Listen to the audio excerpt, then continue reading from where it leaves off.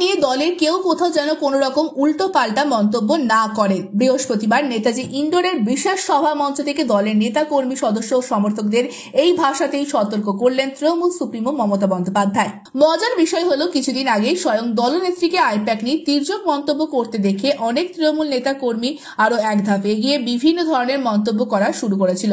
এমনকি তৃণমূল সাংসদ কল্যাণ বন্দ্যোপাধ্যায় কিংবা প্রাক্তন মন্ত্রী মদন মিত্র প্রকাশ্যে এই সংস্থার কাজকর্ম নিয়ে ক্ষোভ প্রকাশ করেছিলেন। সামগ্রিকভাবে এই ধরনের আক্রমণের মুখে পড়ে ব্যাহত হচ্ছিল আইপ্যাক সংস্থার দৈনন্দিন কাজকর্ম। এমন এক পরিস্থিতিতে দাঁড়িয়ে এদিন নেত্রীর পুরোপুরি আইপ্যাকের পক্ষ নিয়ে কথা বলায় অনেকেই কিছুটা হতবাক হলেও নেত্রী কিন্তু এটা স্পষ্ট করে বুঝিয়ে দিয়েছেন যে আগামী 2024 বিধানসভা নির্বাচনেও তৃণমূলের মুখ্য পরামর্শদাতা হিসেবে থাকছে পিকের ছিঁড়ে যাওয়া এই সংস্থা। নেত্রী অবশ্য এদিন এটাও পরিষ্কার করে দিয়েছেন যে এই আইপ্যাকের সঙ্গে কোনোভাবেই পিকে জড়িত নন।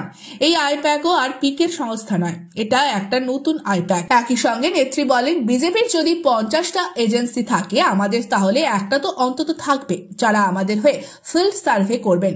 তাদের সঙ্গে সহযোগিতা করতে হবে। সবাই জানে এদের কোঅপারেশন ঠিক কতটা, তাই উল্টাপাল্টা কথা বলা বন্ধ করুন। ব্যুরো রিপোর্ট, আজ বাংলা।